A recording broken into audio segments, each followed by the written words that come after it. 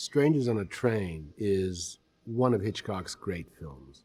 It isn't as well known as some of the later 50s films, but it begins a run of great Hitchcock films.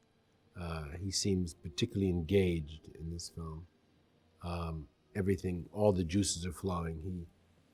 He clearly relished this story, and right from the beginning, when he sets up the two strangers with the two very different pairs of shoes coming toward the train, getting on the train, going to the dining car. And in that entire sequence, he sets up, without ever seeing their faces, he sets up two very different kinds of characters. And then the accidental meeting when one shoe hits the other one. That's just classic Hitchcock. And one of those great, memorable, cute meets, only it's not anything but cute, as it turns out. Highsmith is the mistress of suspense, and Hitchcock is the master of suspense. So in a way, they are perfectly matched. They were both attracted to a dark subject matter, the fact that irrationality, perverseness, and strangeness, and the desire to commit crime is odd in everybody, in normal people. And it goes back to Highsmith's idea that walking down the street you can see a sadist and a murderer. And also this common ground of exploring the concept of guilt, which goes through both of their works. The idea that some people are guilty for nothing and some people are terribly guilty for things that they do. Exploring those kind of ideas of duality, split identity, perverseness, all very fashionable concepts now, but both Hitchcock and Highsmith were exploring them 50 years ago. When he started shooting at Warner Brothers, it was the first picture that he was actually making at Warner Brothers under his new contract. He told everyone on the set, "This is my real first film. This is the real beginning of my American career." But what he meant, I think, was that now he had found a subject that absolutely delighted him. In this novel about two men who exchange murders. They meet on a train. They have no connection with each other, but each of them has someone he wants to get rid of, an inconvenient wife, an inconvenient father. In the book, Guy actually goes on and commits the murder. He kills Bruno's father, which is the whole point of the novel, the fact that, a good person can be corrupted. In the film, as we know, Guy doesn't commit the crime, and there's much more of a sense of a kind of a Hollywood closure, the kind of moralistic ending. It's an extraordinary film on many, many levels. It has a number of different themes that are typical of Hitchcock and that Hitchcock, you could say, was obsessed with, not the least of which is the kind of the wrong man or the transference of guilt. It's a rather typically Hitchcockian situation in which both the heavy and the hero are profoundly mixed up. Strangers on a Train obviously takes place on a train, a lot of it, some of it. Hitchcock had used trains before. The Lady Vanishes comes to mind, North by Northwest later. A train is a great place to have something happening because it's an enclosed space and it's moving, so you can't get off it. So it creates a kind of drama within itself. You could say a train is a kind of a metaphor for life. You're enclosed and you're hurtling somewhere and you can't stop. Yeah, trains were a big item for Hitchcock. He was so interesting. For example, he kept on his desk the European train schedule. And he would plan imaginary journeys. He would plan these sort of intricate trips. It was sort of like the way he planned movies, shot by shot. But the real thing about that movie, I think, is the absolute greatness of Robert Walker's performance. What I remember about Dad during this period was he'd come home from work in his gray suit, and first thing he would have would be a highball. I didn't know what a highball is. I still don't know what a highball is. It was in a tall glass. And he'd sit down on the couch and cross his legs and and that was his, the end of his day. And we'd chat a little, and he'd read. Sometimes he'd read to me from The Little Prince, and then we'd have dinner, and I'd watch Hopalong Cassidy. He never played villains until he did a Western called Vengeance Valley, with Burt Lancaster just before Strangers on a Train, where he played a really kind of evil brother. And he made such a good villain in Strangers on a Train, but he's not somebody the public had ever seen before. I was 8 years old, and I know Dad was supposed to be the bad guy in this movie, and I couldn't quite get my mind around that because Dad was always the good guy, you know. But when I saw the movie, he was my favorite character in it. I mean, I was rooting for him, not because he was my dad, because he was just so, you know, such a bad guy, such a great, charming bad guy.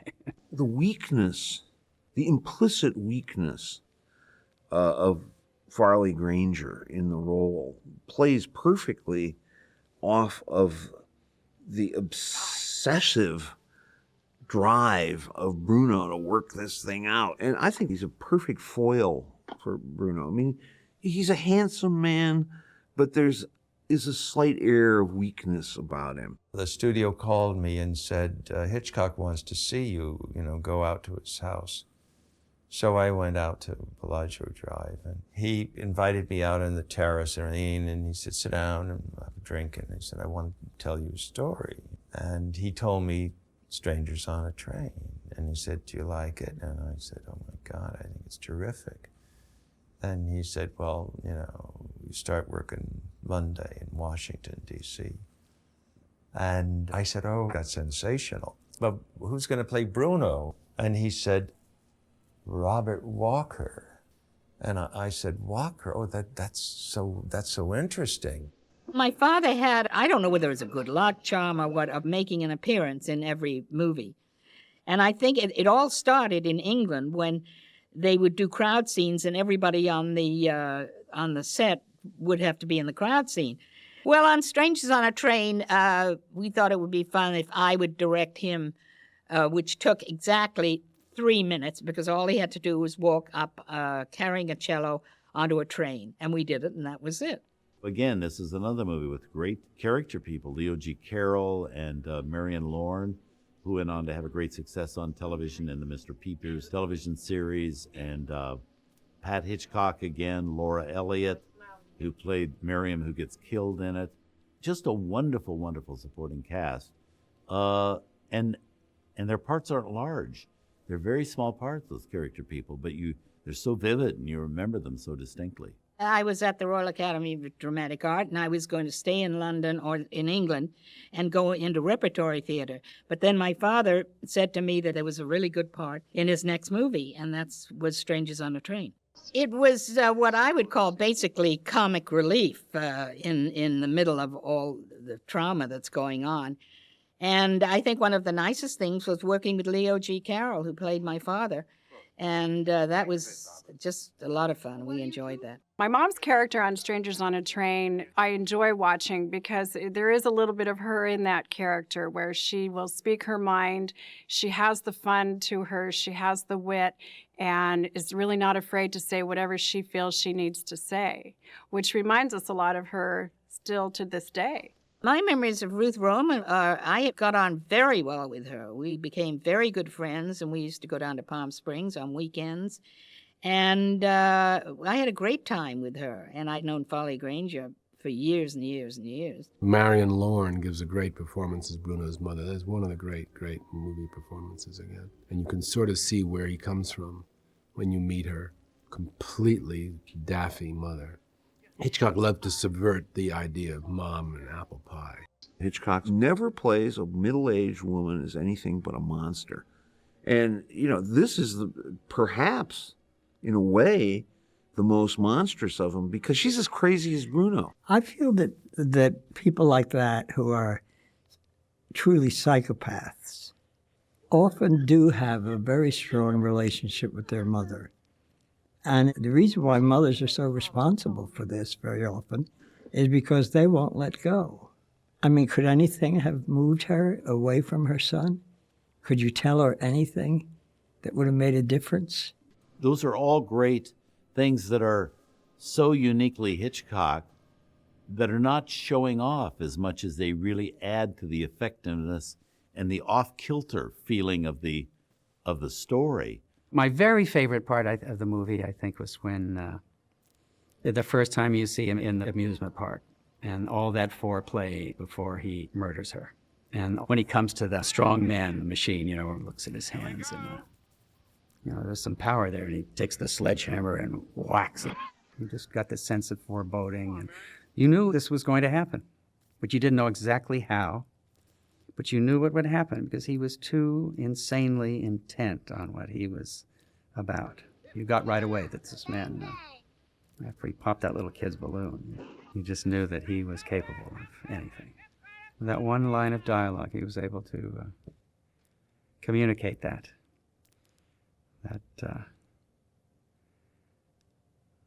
charm and that murderous intent. They were doing the merry-go-round sequence in the amusement park, and I wasn't in any of that, but my mother and I went out to visit them. And so my father said to me, joking, how much money would you want to go up on the Ferris wheel? And I said, well, I wouldn't go up because I'm scared of heights. And he said, no, seriously, how much money do you want? I said, well, I'd want $100. So the two boys who were with Laura Elliott in the scene went up with me. They stopped at the top. They turned off the lights for, I would say, 5 seconds at the outside. I came down. The sadistic part of the whole thing was I never got the $100. And that was the story of the Ferris wheel. The main attraction for me of Strangers on a Train was when Bruno murders the girl with the glasses and they get knocked off. It was brilliance that didn't get in the way of the feeling of the movie. And I felt like Hitchcock often did that. He would go out of his way to do it differently. And you would know it was being done differently, but it didn't bother you. I hate directors who are on the screen when they're shooting a movie. I can't stand a movie where I know the director's giving direction. And I never have felt that with Hitchcock. You could say Robert Walker is one of the first stalkers in movies. It was a term that hadn't come into use in those days. But there he is everywhere Farley Granger goes, is Robert Walker, reminding him that he owes him something.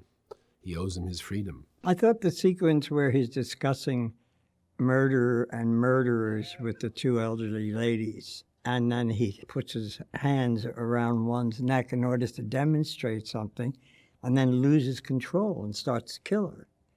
I thought that sequence was one of the best sequences I've ever seen anywhere, in any movie. It was just so brilliantly constructed. It was like the worst murderer, serial killer in the world is sitting in my house telling my wife about murderers, and he puts his hands around her neck and starts to kill her. So it seemed to me that his passing out as a result of what he was doing, that this other Bruno had taken control of him, was the redeeming scene for the character. It just thrilled me. I don't know how else to put it.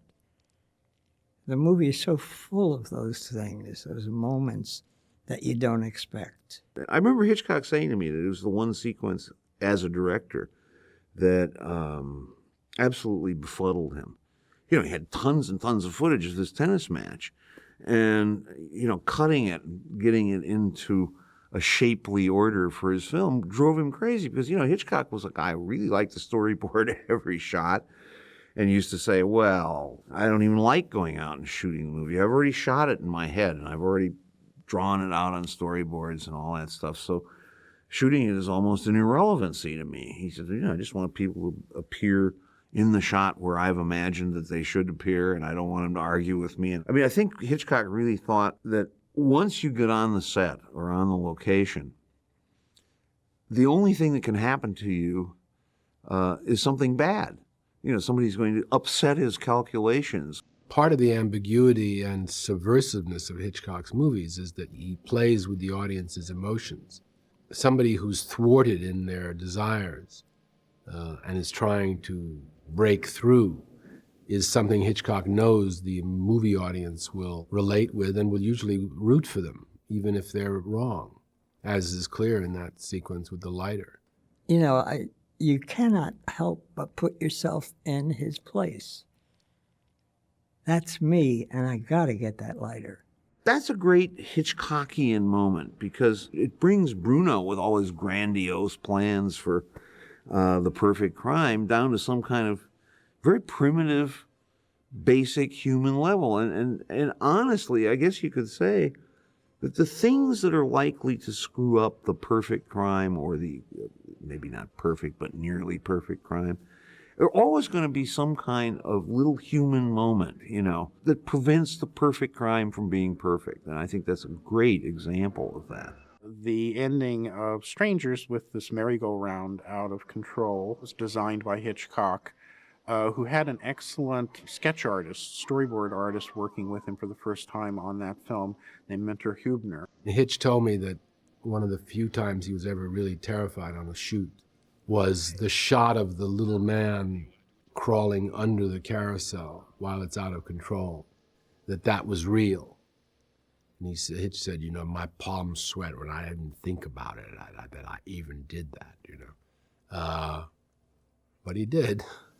We did it on a stage, and we had a process screen behind us and a wind machine going and, all kinds of things happening, to make it look real and make it work, and it did. It's a satisfying conclusion which Hitchcock only came up with at the 9th hour because it enabled him to show Bruno dying, never giving up on his intention to incriminate Guy, not saying it was me all along, and then the hand opening in death and the lighter.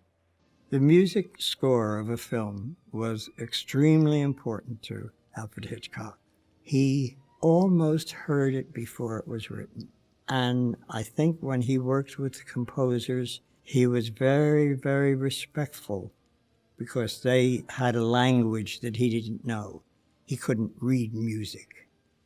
But they had to convince him in some way that what they were going to do would be right. And you know how he reacts if it isn't right. Out goes the score. So his work with Tiomkin was wonderful, I thought, because Tiomkin had written many, many wonderful scores and would continue to.